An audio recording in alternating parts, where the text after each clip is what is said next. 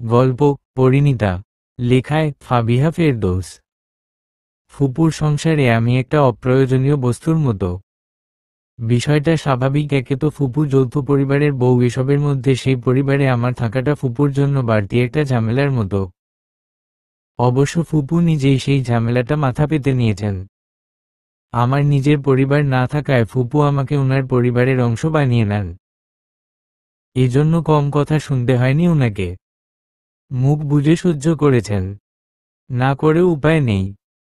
এসব কথা সহ্য না করতে পারলে আমাকে এতিমখানায় রাখতে হবে, আর সেটা ফুপু কখনো করতে পারবেন না। সন্তান জন্মদানের সময় আমার মা মারা যান। মায়ের শোকে বাবাইয়ের 2 বছর পর পাগল হয়ে রাস্তায় রাস্তায় ঘুরে।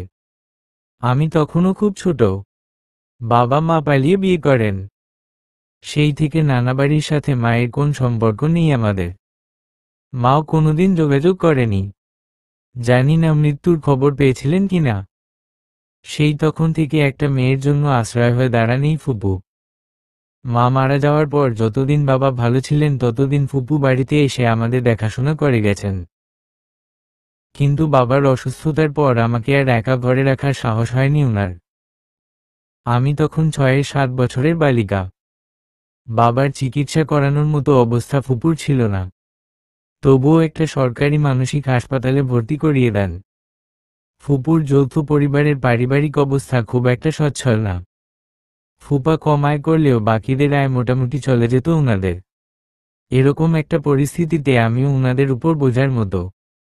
ফুপুর যা, এরাও আমাকে সেখানে সহজভাবে মেনে নেননি। এক কথায় সেখানে ফুপু ছাড়া ভাঙ্গা কুলার মতো আমার অবস্থা। তার উপর ফুপু আমাকে স্কুলে ভর্তি করিয়ে দেন ওনার ছেলে মেয়ের সাথে। সেটা নিয়ে নানা কথা ওঠে। খাওয়ানোর সামর্থ্যই নেই সেখানে, পড়াশোনা বিলাসিতা, এরকম কত কথা শুনতে হতো ফুপুকে। ছোট থেকে যখন আস্তে আস্তে বড় হচ্ছিলাম তখন ভাবতাম শুধুমাত্র আমার জন্য ফুপুকে এত কথা শুনতে হচ্ছে। যার কেউ নেই তাকে তোমার কাছে নিয়ে নাও না কেন আল্লাহ। তখন থেকেই ফুপুকে নিজের মায়ের চেয়ে কোন অংশে কম দেখি না। বাবাকেও দেখতে যেতাম, তবে ফুপু এমন হলে ওনার ছেলে মেয়েরা কেন জানি আমাকে মেনে নিতে পারত না। একমাত্র রূপা ছাড়া। রূপা আমার ছোট। সোনালি আপু স্কুল থেকে কিছু আনলে সেটা ওনার ভাই বোনদের নিয়ে ভাগাভাগি করে খেতেন, সেখানে আমার ভাগ হয়নি। তবে সেটা নিয়ে কখনো আফসোস হয় না আমার। এইটুকু আশ্রয়ই আমার জন্য অনেক। ওদের সব কাজ আমি করে দিতাম, সাথে রান্নাঘরের টুকটাক কাজ সহ। পড়াশোনা নিজেই করতাম। স্কুলে যতটুকু বুঝে আসতাম ততটুকু মাথায় রেখে বাকি পড়াটা শেষ করতাম। ফুপা যে আমার উপর খুব সন্তুষ্ট তাও না। উনি ফুপুকে খুব ভালোবাসেন, ফুপুর যে কোনো ন্যায়সঙ্গত কথার সহযোগিতা করেন। শুধু এইটুকু কারণে তিনি আমাকে কিছু বলতে পারেন না। তবে মাঝে মাঝে বলেন, নিজেরই 3-4টা মেয়ে, তার উপর অন্যের ফরজ কাজ নিজের কাঁধে পড়লে সেটা সামলাব কি করে। ফুপু শুধু বলতেন, তোমাকে কিছু করতে হবে না, নিজের মেয়েদের ব্যবস্থা করে রাখো। এভাবে দিন চলতে লাগলো। ক্লাস 5-এ এসে যখন আমি বৃত্তি পাই সবাই অবাক হয়ে যায়। অথচ ঘরে আমার সাথে যারা পড়ে তারা টিচারের কাছে পড়েও তেমন ভালো রেজাল্ট করতে পারেনি, আর আমি একা পড়ে এত। সেদিন আমি আমার ফুপুর চোখে আমাকে নিয়ে গর্ব আর আনন্দের হাসির বদলে সুখের অশ্রু দেখেছি। এই প্রথম হয়তো ফুপুকে দেখে বুঝেছিলাম মা এদের খুশি চোখের জলে প্রকাশ পায়। তিনি আমাকে এমনভাবে ডান হাত দিয়ে বুকে আগলে ধরেছিলেন যেন মনে মনে বলছিলেন আমি এই মেয়েটাকে আপন করে ভুল করিনি। এরপর থেকে দেখলাম ফুপা আমার প্রতি অনেকটা স্নেহসুলভ আচরণ করতে লাগলেন। মাঝে মাঝে 2টো পেন্সিল, 2টো কলম, জ্যামিতি বক্স এগুলো এনে দিতেন। ফুপুও সেগুলো দেখে ভীষণ খুশি। শুধু খুশি না, আমার বোনেরা মানে ফুপুর মেয়েরা। রূপা সে দলে না। মাধ্যমিকে পড়ছি, সংসারে অনেক টানাপোড়েন। ওনার নিজেদের সন্তানদেরই পড়াতে পারছেন না, সেখানে আমি। নিজের কাছেই খারাপ লাগা শুরু হয়। আমি অনেক দিন স্কুলে যাই না।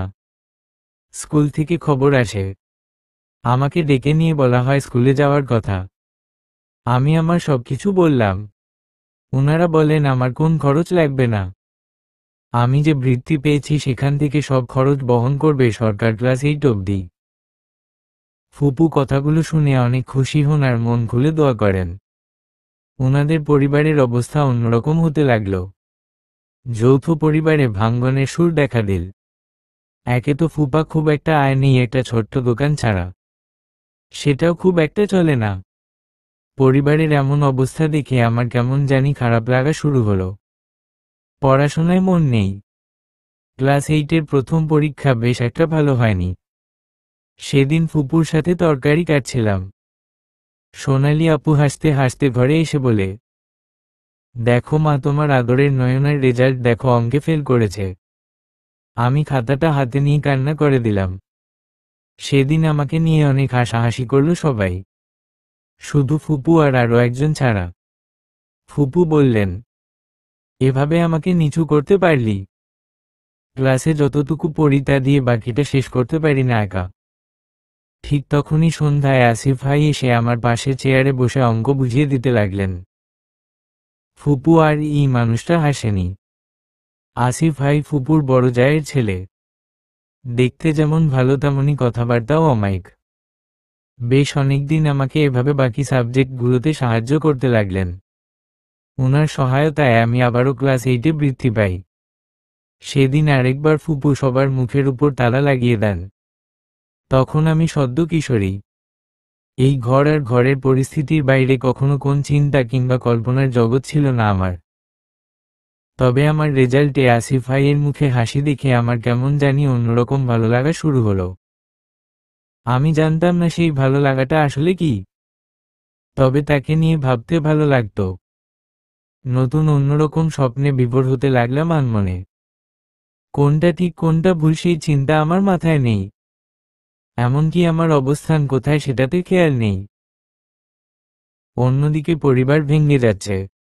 ফুপু সহ উনার জায়েরা আলাদা হয়ে গেলেন। অনেক দিনের পুরনো সংসার যেখানে হাজার স্মৃতির সমাহারটা কদিনের মধ্যে চূর্ণ বিচূর্ণ হয়ে গেল চোখের পলকে। সবাই যে যার মতো নিজেদের গুছিয়ে নিচ্ছেন। আসিফ ভাইকে খুব একটা দেখা যেত না। বিকেলে টিউশন পড়িয়ে সন্ধ্যায় ঘরে আসতেন। মাঝে মাঝে ফুপুর রুমে আসতেন, কিভাবে সংসারটা আবার আগের মতো করা যায় সেটা জানতে। একবার সংসারে ভাঙন ধরলে সেটা আর আটকে রাখা যায় না বাবা। নদীর পাড় যখন পানিতে বিলীন হতে থাকে তখন কি কেউ সেটা আটকাতে পারে? পারে না, বিলীন হয়েই যায়, আর বিলীন হয়ে যাওয়া অংশ আর ফিরে পাওয়া যায় না। সংসার ধর্মটাও একদম নদীর মতো বাবা। আমি চা নিয়ে আসিফ ভাইকে চা দিলাম। উনি চা হাতে নিতে নিতে বললেন, এই হয়তো শেষ চা খাওয়ার আজ নয় না, কাল চলে যাব, চাচি ভার্সিটি খুলে যাবে। আর শুনেছ হয়তো বাবা মা সবাই শহরে বাসা নিচ্ছে। ফুপু কথাগুলো শুনে চোখের জল মুছলেন। কাউকে ধরে রাখার সামর্থ্য নেই আমার বাবা। তোমার চাচাকে জানো তুমি? সবাই সবার মতো ভালো থাকুক, শুধু বাকি দিনগুলো কিভাবে কাটবে সেই আশায় উপরওয়ালার কাছে প্রার্থনা করি। জানো তো বাবা তোমার চাচার অবস্থা। আমি কথাগুলো শুনছিলাম ঠিক, তবে কান্না করছিলাম কেন সেটা বুঝতে পারছিলাম না। না, পরিবার আলাদা হয়ে যাচ্ছে, সবার যার যার মতো সব গুছিয়ে নিচ্ছে, সেটা তো আমি জানি। কষ্টটা আমার অন্য জায়গায় হচ্ছিল। কিরকম একটা কষ্ট? ঠিক আসিফ ভাইকে নিয়ে যেমন এক অন্যরকম ভালো লাগা ছিল, ঠিক সেটার বিপরীতেই কষ্টটা। একটা 15-16 বছরের মেয়ের কাছে এই বিচ্ছেদের কষ্টটা হয়তো নতুন ছিল। মনটা খুব ভার হয়ে আসছিল, যেন কেউ একজনে আর দেখতে না পাওয়ার কষ্টটা আস্তে আস্তে আমার সর্বস্বকে ঘিরে ফেলছিল। রাতে ঘুম হয়নি। পরদিন সকালেই ঠিক করলাম আসিফ ভাইকে বলে দিব যা হবার হোক। যে মেয়েটা কোনোদিন কারো কাছে কিছু চাওয়ার সাহস করেনি, এমনকি হাড়ি থেকে এক টুকরো মাছের আবদার করেনি, সে আজ একটা আস্ত মানুষকে চেয়ে বসবে। আমি উৎসত ভাবতে পারছিলাম না। আরও 2-3 ঘন্টা পর আসিফ ভাই চলে যাবে, আর গ্রামে আসবে না। এটা ভাবতে আমার খুব কান্না পাচ্ছিল। এই বয়সে মেয়েদের নাকি একটু বেশি আবেগ থাকে। আমি অনেক লজ্জা আর সংকোচ নিয়ে আসিফ ভাইয়ের দরজায় এসে দাঁড়ালাম। তখন একবার মাথায় আসলো এই মানুষটাকে চাওয়ার মতো আমার কি এমন সামর্থ্য আছে। তারপর ভাবলাম একবার বলে দেই নিজের কথাগুলো, অন্তত বলে দিয়ে স্বাধীন হয়ে রই নিজের কাছে। বলতে না পারার এই যন্ত্রণা থাকবে না। আসিফ ভাই আমাকে দেখে ভেতরে ডাকলেন। অনেকগুলো নতুন খাতা কলম আর কিছু বই দিলেন, সামনের এসএসসি পরীক্ষায় কাজে আসবে বলে। আমি তখনও কাঁপতেছি। আমার মাথা নিচু দেখে জিজ্ঞেস করলেন, আর কি হলো আমার? আমি মাথা নিচু রেখেই বললাম, অনেক কিছু হয়েছে। খাতা আর বইগুলো একপাশে রেখে বললাম, আসিফ ভাইয়া, আপনাকে আমার ভালো লাগে, অনেক ভালো লাগে। না, ঠিক সেটা না। আমি আবার চোখ বন্ধ করে বললাম, আমি আপনাকে ভালোবাসি। কথাটা বলার 2 সেকেন্ড পর আমার গালে খুব জোরে একটা চড় বসল।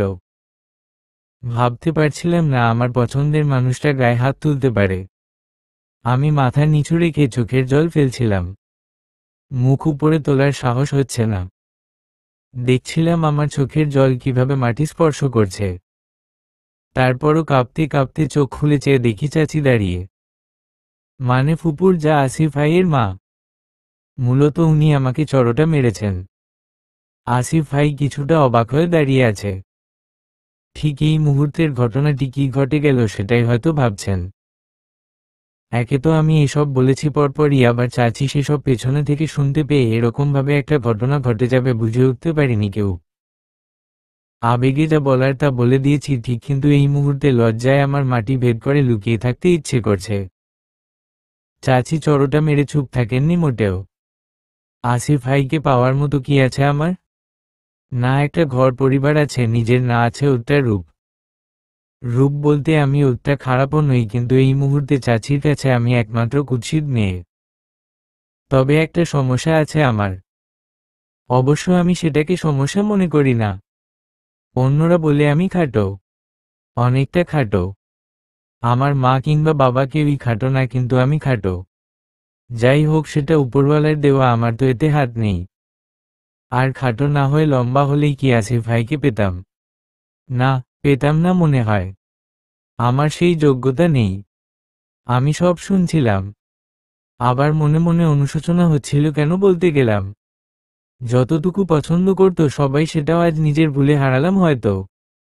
আমি আর কিছু না বলে আসিফ ভাইয়ের রুম থেকে চলে আসলাম। আসার সময় পেছনে ফিরে তাকানোর সাহস হয়নি। দেখতে পারিনি আসিফ ভাই তাকিয়ে আছে কিনা আমার দিকে। শুধু ভাবছিলাম কোনোদিন এই মানুষটাকে দেখতে পারবো কিনা জানি না, আর সে আমাকে মনে রাখার মতো যে সম্ভাবনাটুকু ছিল আজ সেটুকুও হারালাম বোধ হয়। ঘটনাটা ফুপুর কানে যেতে বেশি সময় লাগেনি। ফুপু আমাকে মারতে গিয়েও মারতে পারলেন না। মারার আগে হাত কেঁপে উঠল, চোখ দুটো লাল হয়ে দুফোঁটা জল গড়িয়ে পড়ল। হয়তো ভাবছেন বাপ মা ছাড়া মেয়ে অভাগী, যাকে কিনা তিনিই আশ্রয় দিয়েছেন, বড় করেছেন। তার উপর প্রথমবার হাত তুলতে গিয়ে হাতটা সরিয়ে নিলেন। লজ্জা করল না? আমার সম্মানের কথা মনে পড়ল না? এমনিতে যা এরা আমাকে বিভিন্ন কথার খোঁটায় জ্বালিয়ে মারেন, তার উপর আজ এসব। ভাবতে পারছিস আমি ওদের সামনে কোন মুখে যাব? বাইরে না হোক, এই বাড়ির বাকি সব বউয়েরা তো এই ব্যাপারে জানবে। আমার মুখটা এভাবে উজ্জ্বল করতে পারলি? তার থেকে বরং ঘর থেকে। না, শেষ কথাটা আর শেষ করতে পারলেন না ফুপু। এই ঘর ছেড়ে যাবি বা কোথায়? ছোট থেকে লালন পালন করা মেয়েটার উপর এতটুকু মায়া তো জন্মে গেছে ওনার। আমি ঘরের এক কোণায় বসে কান্না করছিলাম। চোখ মুছতে মুছতে বললাম, এইবারের মতো মাফ করে দাও ফুপু। তোমায় ছুঁয়ে শপথ করছি এসবে আর কখনো পা বাড়াবো না। শেষবারের মতো ক্ষমা চাইছি, জানো তো তুমি ছাড়া কেউ নেই আমার। আর সেই আমার থেকে মুখ ফিরিয়ে নিলে আমি বাঁচব কি নিয়ে? ফুপু অনেক কোমল মনের মানুষ। কাছে টেনে নিয়ে বললেন, আর যেন এমন ভুল না হয়। তাহলে ফুপুকে চিরদিনের মতো হারাবো। আমি তখন 15-16 বছরের আবেগী বালিকার রূপ পাল্টে একজন পূর্ণবয়স্কা নারীর রূপ ধারণ করলাম। মনে মনে নিজেকে দৃঢ় তৈরি করে নিতে লাগলাম। কখনো ফুপুর সম্মানে আঘাত দিব না। মাকে আঘাত করার সাহস যেন না হয় আমার, তার জন্য যদি সবকিছু ভুলতে হয় সেটাই করব। তখনই সোনালি আপু, স্বর্ণা আপু এসে দাঁড়ালো। বলেছিলাম মা এত আদর করো না। দেখলে তো, এজন্যই আমার নয়নাকে পছন্দ না। স্বর্ণা আপু কিছু না বলে চুপ করে দাঁড়িয়ে আছে। যা হবার হয়ে গেছে, আর এমন ভুল হবে না ওর। যে যার কাজে যাও, পড়াশোনা থাকলে কর গিয়ে। এরপরে দুদিনের মধ্যেই আসিফ ভাইয়ের পরিবার চলে গেল। বাকিরা যে যার মতো দূরত্ব বাড়িয়ে দিল। তবে ফুপুর ঘরের সীমানা অতিক্রম করে বাইরে যাওয়ার সাহস আমার হয়নি। ঘর থেকে শুধু পুকুর ঘাট অবধি যেতাম, আবার সোজা মাথা নিচু করে ঘরে ঢুকতাম। এর মাঝে আসলো সোনালী আপুর বিয়ের প্রস্তাব। সবকিছু ভালোই। ফুপা ফুপুর ইচ্ছা বিয়েটা দিয়ে দেওয়ার, কিন্তু বিয়ের খরচ আসবে কোথা থেকে, যেখানে নিত্যদিন খেয়ে বাঁচাটাই কঠিন হয়ে গেছে। ফুপার ভাইয়েরা অল্প অল্প সাহায্য করলেন, আর ফুপা নিজের দোকানটা বন্ধক রেখে টাকা ধার নিলেন। কিন্তু এই দোকানটাই ছিল একমাত্র চলার সম্বল, অল্প হোক তারপরও। কিন্তু আর কোন উপায় নেই। সোনালী আর স্বর্ণা আপু আমার থেকে বয়সে বড়। রূপা আর শুভা আমার ছোট। শুভা তো একদম ছোট, এই তো 6 বছরে পা দিল সবে। যাই হোক, সোনালী আপুর বিয়ে হয়ে গেল। এর 2 বছর পর স্বর্ণা আপুর বিয়ে হলো। দোকান ছাড়িয়ে আনা তো দূরের কথা, উল্টো সেটা যার কাছে বন্ধক রেখেছিলেন সে দখল করে নিল। স্বর্ণা আপুর বিয়েতে ফুপা উনার ভাইয়ের কাছ থেকে টাকা নিয়েছিলেন। ভাই এখন টাকা ফেরত না পেয়ে ভিটে ছেড়ে দেওয়ার দাবি করছেন। মানুষ কতটা নির্মম হয় টাকার দেখা পেয়ে গেলে। ফুপা নিরীহ টাইপের মানুষ। এখন এই অবস্থা হলে বাকিদের কিভাবে দেখাশোনা করবেন সেই চিন্তায় রাত দিন কাটে। এদিকে ততদিনে আমি এসএসসি পাশ করে ফেলেছি, আর খুব ভালোভাবে পাশ করেছি। স্কুলে আমি রেজাল্টের দিক দিয়ে প্রথম। এত চিন্তার মাঝেও যেন আমার এই রেজাল্টটুকু উনাদের মুখে হাসি ফুটাল। ফুপা দোকান ছেড়ে দেওয়ার পর নদীতে মাছ ধরতেন, নৌকা চালাতেন। তাও সব সময় পারতেন না, শরীর ভালো থাকে না। আমি বেশ কয়টা টিউশনি জোগাড় করে নিলাম। ঘরে টুকটাক কাজের ভার নিজের কাঁধে তুলে নিলাম। একবারও মনে হয়নি আমি এই পরিবারের বাইরের কেউ। স্কুলে টিচারদের সহযোগিতায় একটা সরকারি কলেজে ভর্তি হলাম। ফুপা ফুপুকে বিয়ের পড়ালেখায় বাধা দিলেন না। বিবাহিত সোনালী আর স্বর্ণা আপুর টুকটাক শখের আবদারগুলো আমি আড়ালে পূরণ করার চেষ্টা করতাম। কিন্তু এর মাঝে একদিন এক মহাজনের এসে বললেন বাড়ি ছেড়ে দিতে। ফুপার ভাই নাকি এই ঘরটা উনার কাছে বিক্রি করে গেছেন মারা যাওয়ার আগে। ঘটনা শুনে আমার সবাই অবাক হয়ে রইলাম। কোন কুলকিনারা পাচ্ছিলাম না। ওই চাচির কাছে গিয়ে জানতে পারলাম ঘটনাটা সত্য। তখন আর কিছু করার ছিল না। এমনকি টাকা পরিশোধ করার মতো অবস্থা নেই আমাদের। সবকিছু গুছিয়ে বাড়ি ছাড়তে হলো। একটা বাসা ভাড়া দেখলেন ফুপা। গ্রামে আর থাকা হলো না। শহরের দিকে আমরা 5 জন পা বাড়ালাম। শহরে পা ফেলতেই কেমন জানি বুকটা ধক করে উঠল। বেশ কয়েক বছর তো কেটে গেল সেই ঘটনার। তবুও মনে হয় জীবন্ত হয়ে আছে ওই সময়ের প্রতিটা মুহূর্ত। মনের মাঝে দাগ কেটে আছে। হ্যাঁ, এই শহরে। এই শহরেই তো আসিফ ভাইয়েরা থাকে। কোথায় থাকে জানি না ঠিক, তবে শহরে পা রাখতেই মনে হলো আমি খুব কাছাকাছি আছি। ওই ঘটনার পর থেকে আর কোন যোগাযোগ নেই উনাদের সাথে। নতুন বাসায় উঠতেই কাজে লেগে পড়লাম, মন থেকে সব মুছে ভুলে থাকার চেষ্টা করলাম। যেদিকে আর ফিরে তাকাবো না বলে শপথ করেছিলাম, সেদিকে কেন মন বারবার ডাকছে। হয়তো এই শহর নামক শব্দটার প্রভাবে। আমি এইচএসসি পাশ করলাম। কলেজের দ্বিতীয় মেধা স্থানে আমার নাম। আল্লাহর কাছে অনেক শুকরিয়া, এত ঝড় ঝাপটার মধ্যেও এতটা সহায় হয়েছেন আমার। টিউশনের পাশাপাশি একটা সরকারি এনজিওতে মাঠকর্মী হিসেবে যোগ দিলাম। ফুপা ফুপুর পারমিশন নিয়ে। ফুপা পারমিশন দিলেন ঠিক, তবে একজন বাবা যেমন তার মেয়েকে সাবধানে থাকার উপদেশ দিয়ে দেন ঠিক তেমন। কথাগুলো শুনে কেমন জানি ভালো লাগছিল। মাঝে মাঝে নিজের বাবাকে দেখতে যাই। ইদানিং প্রায় ঘন ঘন যাই। ফুপুকে বলে আবার না বলেও। অনার্স সেকেন্ড ইয়ারে আমি। মাঠকর্মী থেকে কিছুটা উন্নতি হয়েছে আমার। তবে ফুপার শরীরটা ভালো না। ওনার সব চিকিৎসার দায়িত্ব আমি নিলাম। একজন লেখক ঠিকই বলেছিলেন, মেয়েদের কাছে জমানো কিছু টাকা থাকে। এতদিনে অল্প অল্প করে লুকিয়ে যা জমিয়েছিলাম তা অনেকটা ফুপার চিকিৎসায় খরচ হয়ে যাচ্ছে। তবে এতে আমার মোটেও আফসোস নেই, বরং দায়িত্ব নিতে পেরে অনেকটা ভালো লাগছিল নিজের। একদিন বাড়ির মালিক এসে বললেন ঘরটা বিক্রি করে দিবেন, আমরা যেন অন্য ঘর দেখি। ওনার কথাবার্তায় বুঝতে পারলাম অনেক কিছু। তাই হুট করে কোন পরিকল্পনা ছাড়াই মুখ ফসকে বেরিয়ে গেল আমার কাছে বিক্রি করবেন। আমি মাত্র অনার্স থার্ড ইয়ারে পড়ুয়া একটা মেয়ে। জায়গা কেনার মতো খুব একটা সামর্থ্য আমার নেই, কিন্তু কি ভেবে বলে ফেললাম ঠিক জানি না। উনি বললেন তাড়াতাড়ি শিওর হয়ে যেন বলি। ফুপু আমাকে জিজ্ঞেস করলেন এতগুলো টাকা আসবে কোথা থেকে। আমি অভয় দিয়ে বললাম একটু ভরসা রাখো আমার উপর। আমি দেরাজ খুলে টিস্যু পেপার দিয়ে মুড়ানো দুলজোড়া দেখালাম। বেশ বড় না হলেও মাঝারি সাইজের দুল, ভীষণ সুন্দর। এটা মায়ের দুল। ফুপু আমাকে 1 বছর আগে দিয়েছিলেন। এটা আমার আমানত ওনার কাছে গুচ্ছিত ছিল। এই দুল জোড়া বিক্রি করে দিব। ফুপু আমাকে মানা করলেন, বললেন এটা সেই স্মৃতি আমার মায়ের। আমি তখন বললাম, মায়ের স্মৃতি এক, মায়ের স্মৃতি আরেক। মা আর পরিবারকে একটু ভালো রাখতে এটা হাতছাড়া হয়ে গেলেও আমার মা কখনো নারাজ হবেন না আমি জানি। আর এতে যা হবার হবে বাকিটা আমি ম্যানেজ করে নিব অফিস থেকে। তুমি শুধু বিশ্বাস রেখো আমার উপর। ফুপু কেঁদে দিলেন। হঠাৎ পেছনে কারো উপস্থিতি অনুভব করলাম। পিছন ফিরে তাকাতেই দেখি ওনার হাত আমার মাথার উপর। পুরুষরা কাঁদে না ঠিক, তবে অতি ভালোবাসায় পুরুষরা কান্না করে। আমিও দেখেছি ফুপার এমন চোখ জোড়া। মাথায় হাত রেখে বললেন, আমার ছেলে নেই বলে কখনো আফসোস ছিল না, হয়তো বিধাতা তোকে আমাদের জীবনে পাঠিয়ে দিবেন বলে মনে এই সান্ত্বনা ছিল। আমি শুধু দোয়া চাইলাম, মন থেকে একটু দোয়া করো আমার জন্য। ঘরটা খুব বেশি বড় না, 2 রুমের একটা ঘর আর ছোট্ট একটা রান্না করার অংশ।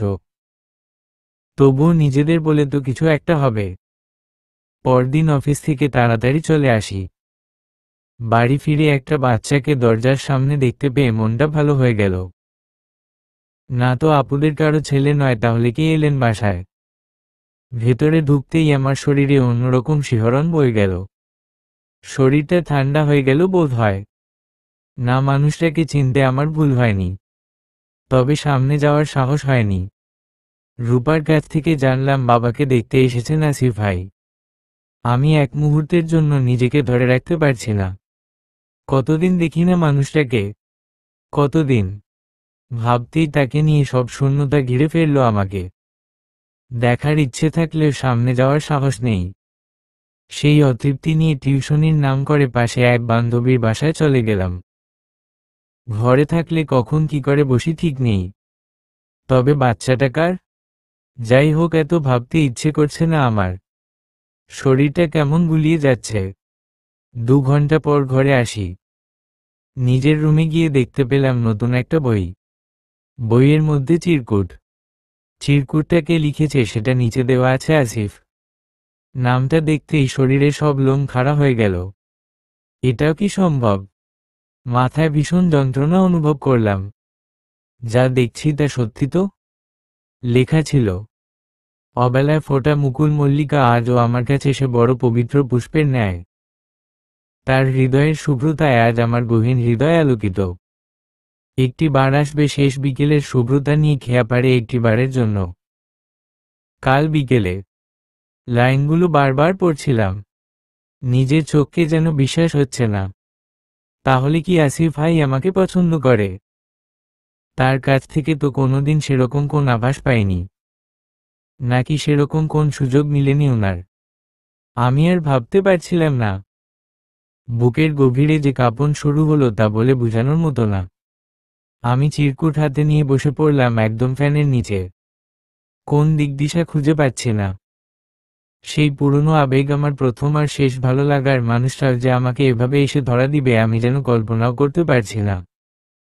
একদিকে যেমন একটা ভালো লাগা কাজ করছিল, অন্যদিকে কেমন জানি আবার মনটা খচখচ করছিল। কাল বিকেলে কি আমার যাওয়া উচিত? আর কেনই বা যাব? গেলে যদি আমি আবার সেখানে আটকা পড়ে যাই, যদি নিজেকে সামলাতে না পারি। আমি তো জানি আমার ভালোবাসায় কোন ন্যায় অন্যায় ছিল না, শুধুই ভালোবাসা ছিল, যার ফলে এখনো সেই মানুষটাকে নিয়ে আমার অনুভূতির কোন নড়চড় হয়নি। অন্য কারো প্রতি সেরকম কিছু অনুভব হয়নি আজ অবধি। ভীষণ দুটানায় পড়ে গেলাম। যাব নাকি যাব না। যাওয়াটা কি ঠিক হবে? পরিবার আর ফুপুর কথা মনে পড়লেই এক পাও এগুতে চায় না। ফুপুকে দেওয়া কথা এভাবে ভেঙে ফেলব। তখনই ফুপু চা নিয়ে আসলেন। ফুপুর মুখের দিকে তাকিয়ে আমার আর কিছু ভাবতে ইচ্ছা করছিল না। পরদিন সকাল। অফিসের কোন কাজে মন বসছে না, টুকটাক যা কাজ ছিল কোনোরকম তা শেষ করে চেয়ারে মাথা দিয়ে চোখ বুজলাম। বারবার শুধু চিরকুটের লেখাটা সামনে ভাসছিল। কাজ শেষ করে বেরিয়ে পড়লাম। সোজা বাড়িতে গিয়ে দেরাজ খুলে একটা শাড়ি বের করলাম। তখনই ফুপু আবার জিজ্ঞেস করলেন কোথায় যাচ্ছি। কোন উত্তর দিতে পারছি না, কি উত্তর দিব? আর কেনই বা শাড়িটা বের করেছি? কোথায় যাব? আমি এই মুহূর্তে কি করছি তা নিজেও জানি না। হঠাৎ মুখ ফসকে ফুপুকে মিথ্যা বলে দিলাম। বললাম এক বান্ধবীর আকদে যাচ্ছি, বিয়ের অনুষ্ঠান পরে হবে, আর শুধু আংটি পরানো আর আকদ। আমি এই মিথ্যা কথাগুলো কিভাবে নিজের মুখে একটানা বলে গেলাম তাও জানি না। মানুষের গোপন লুকানো মায়ের প্রতি যে গভীর টান থাকে তা হয়তো সবকিছু ভেদ করতে সক্ষম হয়। বলার পর নিজের উপর নিজের রাগ হচ্ছিল। কেন এমন করলাম? যাই হোক, সিদ্ধান্ত যখন নিয়েছি তাহলে শেষবারের মতো যাই। কলাপাতা রঙের শাড়ি, গাছের ছুরি, চোখে হালকা একটু কাজল টেনে সাজলাম। এই প্রথম কারোর জন্য এভাবে নিজেকে সাজালাম। মেয়ে হয়েও কখনো এরকম স্বাদ আহ্লাদের প্রতি আমার ঝোঁক যায়নি। আসলেই মেয়েরা তার পছন্দের মানুষের জন্যই নিজেকে সাজিয়ে গুছিয়ে রাখতে পছন্দ করে। ধীর পায়ে এগুতে লাগলাম। কোন এক অদৃশ্য বলের আকর্ষণে যেন আমি ছুটতে লাগলাম। হৃদয় কম্পন বাড়তে লাগল। তবুও মানুষটাকে একটি বার দেখার নেশায় আমি এগিয়ে যাচ্ছি বারবার। পৌঁছতে আমারই হয়তো 10 মিনিট দেরি হয়ে গেল। আসিফ ভাই নদীর দিকে মুখ করে তাকিয়ে আছেন। মানুষটার ছায়া দেখতে যেন ভীষণ ভালো লাগছিল। যদি পারতাম সারা জীবন এই ছায়াটাকে আঁকড়ে ধরে বেঁচে থাকতে পারতাম। কিন্তু না চাইলেই সব হয় না। চাইলেই সব পাওয়া যায় না, এটাই জীবন ধর্ম হয়তো। আসিফ ভাইয়ের সামনাসামনি গিয়ে চোখ তুলে তাকাতেই যেন আমার ভয় লাগছিল। এত বছর পর ওনার সামনে দাঁড়িয়ে তাও অনেক কিছু বদলে গেছে, আগের মতো নেই আর। আমি মাথা নিচু করে থাকলেও বুঝতে পারছিলাম আসিফ ভাই আমার দিকে তাকিয়ে আছে। আমি তো জানতাম না এই মেয়েটা এত রূপবতী হয়ে গেছে আগের থেকেও। আমার অপেক্ষা তাহলে বিফল হয়নি। কিসের অপেক্ষায় চোখ তুলে তাকিয়ে জিজ্ঞেস করলাম। অনেক দিন পর সেই চোখ জোড়া দেখতে পেলাম। জানো, তুমি তো সেদিন তোমার কথা বলেই দিয়েছিলে। আমার যে কিছু বলার আছে সে সুযোগটুকু পর্যন্ত পাইনি। তোমার কিশোরী মন বলে হালকা করে নিয়েছিলে, আমি পারিনি। আমি আসলে তখনও বুঝতে পারিনি। যখন তোমার থেকে দূরে গেলাম তখন বুঝলাম আমি কোথায় বাধা পড়ে গেছি। মা বাবার চাপে তখন আমার বলার কিছু ছিল না। পড়াশোনা শেষ করে দেশের বাইরে পাড়ি জমাই। বাইরে যাওয়ার আগে গ্রামে গিয়েছিলাম, তোমাদের পাইনি। ওই দিন রাতের ফ্লাইটে চলে যাই। বাবা অসুস্থ, মায়ের কথাই শেষ কথা। অনেকবার বোঝানোর চেষ্টা করেছি, পারিনি। তাই সব বাদ দিয়ে পালিয়ে গেলাম। পালিয়ে গিয়ে বুঝি বাঁচা যায়? পালিয়ে গিয়ে বাঁচতে পারলে আজ আমি এখান অব্দি আসতাম না। না, পারিনি। পারিনি বলে হয়তো সেখানেও মন টিকেনি। জানো, চোখের দেখায় ক্ষণিকের ভালো লাগা হয়, কিন্তু মনের সাথে মন মিলে না। এক মনে আর কাউকে জায়গা দেওয়া যায় না। মেজো আপু ব্রেইন টিউমারে মারা যান গত বছর। দুলাভাই নতুন বিয়ে করে নিয়েছেন। উনি মারা যাওয়ার কদিন আগে দেশে আসি। আপুর শেষ চিহ্নটুকু আমার কাছে রেখে দিলাম। দেখলাম দুলাভাইও তেমন আপত্তি করলেন না। আমি কত অদ্ভুত, তাই না? সাইমান এখন আমার ছেলের সমান। মেজো আপার জন্য খারাপ লাগছিল ঠিক, তবে বাচ্চাটার কথা ক্লিয়ার হওয়ায় যেন বুকের উপর থেকে পাথর সরে গেল। আর যাই হোক, প্রিয় মানুষটার পাশে অন্য কাউকে দেখার ক্ষমতা উপরওয়ালা কাউকে দেননি, আমাকে না। তাতেই বা কি? মনে মনে বললাম। তা দেশে আসলেন যখন বিয়েটা করে নিতেন। আর কত একা থাকবেন? বয়স তো পেরিয়ে যাচ্ছে। তোমারও তো বিয়ের উপযুক্ত সময়। অবশ্য তোমার জন্য ছেলের অভাব হবে না। এরকম একটা মেয়ে সব ছেলে চায়। ছেলের অভাব হবে না বললেই কি একটা মেয়ের পছন্দ অপছন্দ থাকতে নেই? চাইলে কি কাউকে জীবনের সাথে জড়িয়ে নেওয়া যায়? একদিন তো তুমি বলেছিলে, আজ আমি বলছি আমি তোমাকে চাই। ধরবে আমার হাত? আমি দূরে গিয়ে পারিনি তোমার থেকে দূরে থাকতে, বরং দূরত্ব আরও তোমার কাছে টেনে নিয়েছে আমাকে। আসিফের শেষ কথাগুলো যেন আমাকে একদম নাড়া দিয়ে গেল।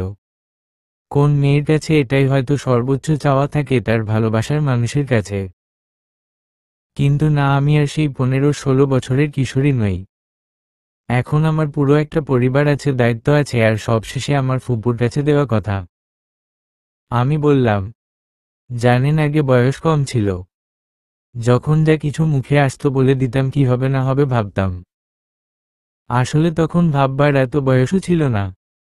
কিন্তু এখন কোন কিছু বা কাউকে নিয়ে ভাবতে হলে এর আগে 10 বার ভাবি এটা নিয়ে ভাবা উচিত নাকি অনুচিত। আমি নয়না মানুষটা ঠিক আগের মানুষটাই আছি, তবে পাল্টে গেছে ভেতর। আগে আমি পরগাছার মতো ছিলাম, এখন আমার একটা পরিবার আছে। শুধুমাত্র নিজের সুখের জন্য আপনার হাত ধরা আমার পক্ষে এই মুহূর্তে সম্ভব না। হ্যাঁ, ভালোবাসি আপনাকে, আজও বাসি সেই আগের মতোই। তবে ভালোবাসলেই সবকিছু ছেড়ে ছুটে যেতে হবে এমন তো নয়। বলেই মুখ ফিরিয়ে নিলাম। নিজের দুর্বলতা এখন আর কাউকে দেখাতে চাই না। তখন খেয়াল করলাম এক দৃষ্টি নিয়ে তাকিয়ে আছেন। চোখগুলো অসম্ভব লাল হয়ে আছে। আমার কিচ্ছু করার নেই, বিশ্বাস করুন, কিচ্ছু করার নেই। আমি যাদেরকে আপন করে নিয়েছি তাদেরকে এভাবে ছেড়ে স্বার্থপর হতে পারি না। আমি মা বাবা কি জিনিস কখনো বুঝিনি, কিন্তু এখন বুঝি। ফুপু ফুপা আমার সেই মা বাবা, আমিও তাদের সন্তান সমতুল্য। ভালো থাকবেন। আসি। কথা শেষ করে চোখ মুছতে মুছতে সামনের দিকে পা বাড়ালাম। আমি জানি প্রিয়জনের দূরে চলে যাওয়াটা কত কষ্টের। ভেতরটা একদম ভেঙে টুকরো টুকরো হয়ে যায়। তবুও আটকে রাখা কিংবা আগলে রাখা সম্ভব হয় না। শুধু প্রার্থনা করি ভালো থেকো, আর আমিও যেন সব সহ্য করার শক্তি পাই। বাড়িতে গিয়েই দেখি সোনালি আপু, স্বর্ণা আপু দুজনই এসেছে। সোনালি আপু পায়েস বানিয়ে এনেছেন আমার জন্য, আলাদা করে বাটিতে রাখা। মনে পড়ল সেদিনের কথা, যখন উনাদের খাবারে আমার ভাগ ছিল না। আর আজ সবার আগে উনি আমার ভাগটাই তুলে রেখেছেন, এর থেকে বড় পাওয়া আর কি হতে পারে। আগে আপন করে না নিলেও এখন তো আপন। আজ আমার সব আছে, বাবা আছে, মা আছে, বোনরা আছে। উনারা আজ উনাদের বাবার বাড়িতে বেড়াতে এসেছেন। হ্যাঁ, এখন থেকে এটাই উনাদের বাবার বাড়ি, আমিও চাই এমন হোক। সোনালি আপু হঠাৎ হাত ধরে কেঁদে ফেললেন। আমি জড়িয়ে ধরে বললাম, একটু নিজের বোনের মতো ভালোবেসে আগলে রেখো আপু, আর কিছু চাই না আমার।